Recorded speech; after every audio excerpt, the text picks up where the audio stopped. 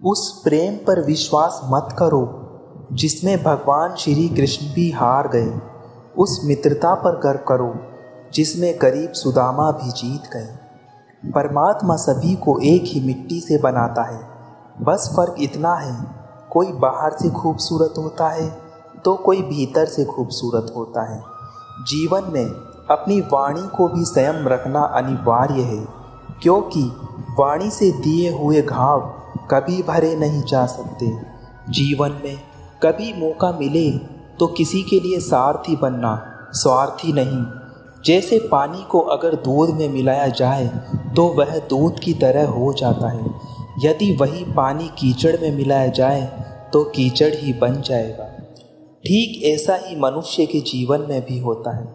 यदि एक गुणहीन व्यक्ति को गुणवानों की संगत में बैठा दिया जाए तो उसे भी गुणवान समझ लिया जाता है और सम्मान के पात्र समझा जाता है। यदि यह गुणवान व्यक्ति गुणहीन व्यक्ति की संगत में बैठता है तो उसे तिरस्कार मिलता है। इसलिए अपने जीवन में संगति सोच समझकर सावधानी से बनाएं। आजकल किसी के गुणों से ज़्यादा रूप रंग और कपड़ों को देखा जाता है, पर याद रखना, एक दिन रूप रंग और कपड़े तो धोखे दे ही जाते हैं, पर जिसमें गुण है वह हमेशा आपका साथ निभाएगा। जो व्यक्ति किसी के चेहरे पर हंसी और जीवन में खुशी लाने की क्षमता रखता है, ईश्वर उसके चेहरे पर कभी हंसी और जीवन में खुशी कम नहीं होने देता। श्री कृष्ण कहते हैं, क्षमा दुनिया का बहुत ही कीमती शब्द है, लेकिन इस शब्द का कब कैसे इस्तेमाल करना है यह बहुत ही आवश्यक है। पहला, अगर आपसे कोई अपराध हो जाए तो तुरंत क्षमा मांगना चाहिए। अगर आप क्षमा नहीं मांगोगे तो इसमें आप ही की हानि है, क्योंकि क्षमा ना मांगने से मन के अंदर का अहंकार जागता है और अहंकार तो हमारी ही हानि करता है। दूसरा, अगर कोई अपराध करे तो आपसे क्षमा भी ना मांगे तो उसे क्षमा मत करिए, क्योंकि क्षमा अत्यंत अनमोल है और बिन मांगे किसी को क्षमा देना आवश्यक नहीं। तीसरा, यदि कोई आपके साथ अपराध करे, अनुचित करे और बाद में क्षमा मांगे तो उसे क्षमा कर दीजिए। इससे आपके भीतर की करुणा जागेगी, प्रेम जागेगा। चौथा, अगर आप कोई अपराध कर दे तो क्षमा अवश्य मांगना, इससे आपको ही लाभ होगा, क्योंकि सामने वाले व्यक्ति आपको क्षमा करे या ना करे, आपके अंदर का अहंकार गिरता है और आपका मन अधिक निर्मल हो जाता है। जब इच्छा की पूर्ति हो जाती है तो वह लोभ को जन्म देती है, और जब तक वह संतुष्ट नहीं होता तो क्रोध का जन्म होता है। काम, लोभ और क्रोध तीनों के प्रभाव में आकर मनुष्य पाप करता है। बोलना तो सभी जानते हैं, लेकिन कब और क्या बोलना है यह बहुत कम लोग जानते हैं।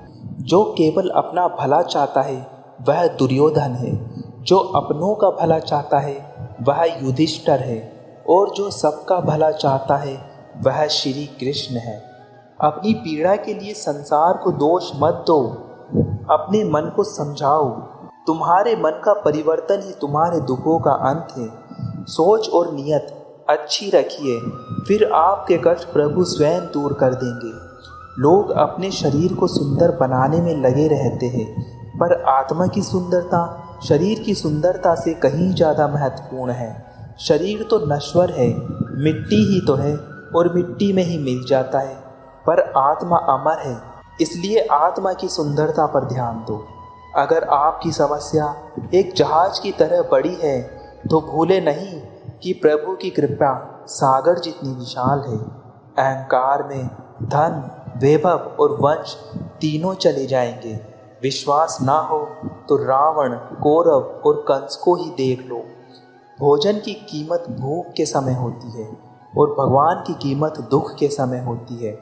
इसलिए अंधकार में छाया, बुढ़ापे में काया और अंतकाल में माया किसी का साथ नहीं देती। जब हम प्रार्थना करते हैं तो ईश्वर हमारे कहने से ज़्यादा सुनता है। जितना हम पूछते हैं उससे ज़्यादा जवाब देता है। जितना हम कल्पना करते हैं उससे ज़्यादा अपने समय में और अपने तरीके से देता है। समय का चक्र बहुत तेज चलता है, इसलिए ना तो बल का अहंकार करे, ना ही कभी अपने धन का। कृष्ण कहते हैं, ऐसा सच जरूर बोलो जो कड़वा लगे, लेकिन ऐसा झूठ कभी ना बोलो जो सच लगे। अपने जीवन में कभी भी ना किसी को आनंद में वचन दे, ना क्रोध में वचन दे, ना ही दुख में कभी निर्णय ले। गीता में लिखा है, यदि कोई आपको अच्छा लगता है तो अच्छा वह नहीं, अच्छे आप हैं, क्योंकि उसमें सच्चाई देखने वाली नज़र आपके पास है। श्री कृष्ण कहते हैं, जिसके साथ बात करने से ही खुशी दुगनी और दुख आधा हो जाए वही अपना है, बाकी तो बस दुनिया है। दुनिया के यह 4 स्थान जो कभी भरते नहीं, समुद्र, इच्छा का घड़ा, शमशान और मनुष्य का मन। इस दुनिया में कोई भी ऐसा व्यक्ति नहीं है जिसके पास समस्याएं ना हो, और ऐसी कोई समस्या नहीं जिसका कोई समाधान ना हो। कुदरत ने 2 ही रास्ते दे रखे हैं, देकर जाओ या छोड़ कर जाओ। अपने साथ ले जाने की कोई व्यवस्था नहीं है, लेकिन फिर भी मनुष्य समझता ही नहीं है। याद रखना, भगवान से कभी उम्मीद छोड़ना नहीं और दुनिया वालों से कभी उम्मीद रखना नहीं। बहुत विनम्रता चाहिए रिश्तों को निभाने के लिए, छल कपट से तो सिर्फ महाभारत रची जाती है। इंसान की सोच ही उसको सबसे बड़ी पहचान है, वरना दुनिया में एक नाम के कई इंसान हैं।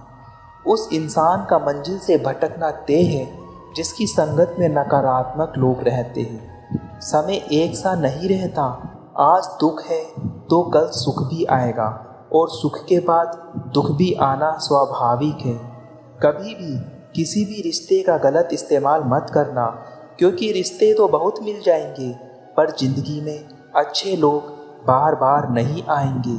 बिना कुंडली मिलाए आजीवन चलने वाला एक अद्भुत संबंध केवल मित्रता है। यदि हमारी नीयत अच्छी और मकसद सही है तो किसी न किसी रूप में ऊपर वाला भी हमारी मदद जरूर करता है। भरोसा जीता जाता है, मांगा नहीं जाता। यह वह दौलत है जिसे पाया जाता है, कमाया नहीं जाता। अगर कोई मनुष्य हमारे साथ बुरा कर रहा है तो उसे करने दो, यह उसका कर्म है। समय उसके कर्म का फल उसे जरूर देगा, लेकिन हमें कभी भी किसी के साथ बुरा नहीं करना चाहिए, क्योंकि यही तो हमारा धर्म है। आपको पूरे धैर्य और श्री कृष्ण पर विश्वास के साथ अपना जीवन निर्वाह करना चाहिए। यह 5 चीज़ें अभी से छोड़ दीजिए।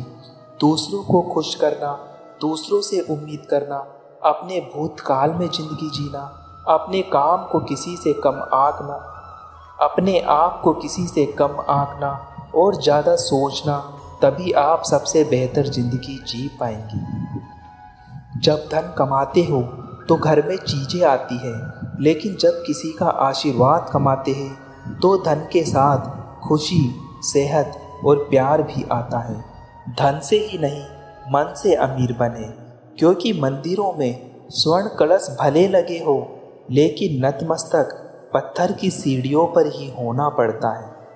जो मेहनत करने के बाद भी सपने पूरे नहीं होते तो रास्ते बदलिए, सिद्धांत नहीं, क्योंकि पेड़ भी हमेशा पत्ते बदलता है, जड़ नहीं।